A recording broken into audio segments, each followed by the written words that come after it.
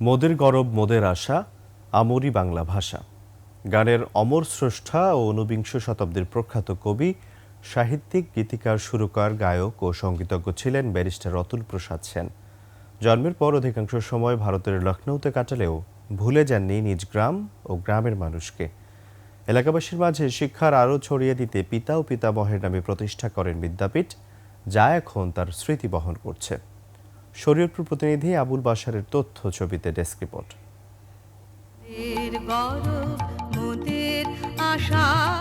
ঊনবিংশ শতাব্দীর প্রখ্যাত কবি, সাহিত্যিক, গীতিকার, সুরকার, গায়ক ও সঙ্গীতজ্ঞ ব্যারিস্টার অতুল প্রসাদ সেন।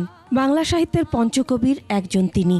বাংলার প্রতি চিরায়ত ভালোবাসায় মাটি মানুষের জন্য তিনি লিখে গেছেন অসংখ্য অমর গান ও কবিতা।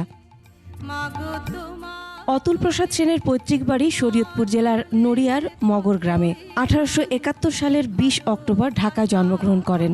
জন্মের পর অধিকাংশ সময় ভারতের লখনৌতে কাটালেও ভুলে যাননি নিজ গ্রাম ও মানুষকে। মগর গ্রামের পঞ্চপল্লীতে পিতামহ গুরুপ্রসাদ ও বাবা রামপ্রসাদের নামের প্রথমাংশ যুক্ত করে প্রতিষ্ঠা করেন পঞ্চপল্লী গুরুরাম উচ্চ বিদ্যালয়। নিজ গ্রামের মানুষকে অন্ধকার থেকে শিক্ষার আলো ছড়িয়ে দিতেই তার এই উদ্যোগ, যা এখনও তার স্মৃতি বহন করে যাচ্ছে। যাদের আপসহীন সংগ্রামে মাতৃভাষা পেয়েছে যথার্থ সম্মান, তাদের মধ্যে অতুল প্রসাদ সেন ছিল অন্যতম। স্কুল থেকে লেখাপড়া করে ভবিষ্যতে এই স্কুলের মুখ উজ্জ্বল করতে পারবো। শিয়া বাটার ও ভিটামিন ই সমৃদ্ধ lily glam beauty soap. Lily, always beautiful. এই স্মৃতি রক্ষার্থে তার এই প্রতিষ্ঠানটি যেন উত্তর উন্নতি লাভ করে। এই স্কুলটা প্রতিষ্ঠা লাভের পরে শিক্ষা দীক্ষায় অনেক উন্নত হয়েছে।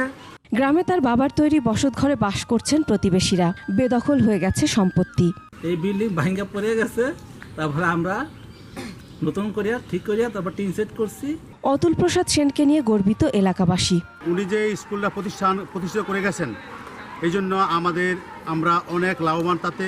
ভাষা আন্দোলনে ও মহান মুক্তিযুদ্ধে তার গান প্রেরণা জুগিয়েছে, আন্দোলিত করেছে মানুষকে। 1934 খ্রিস্টাব্দের 26 আগস্ট ভারতের লখনৌতে মারা যান গুণী এই শিল্পী। Masuma Lisa, desk report, 21 television.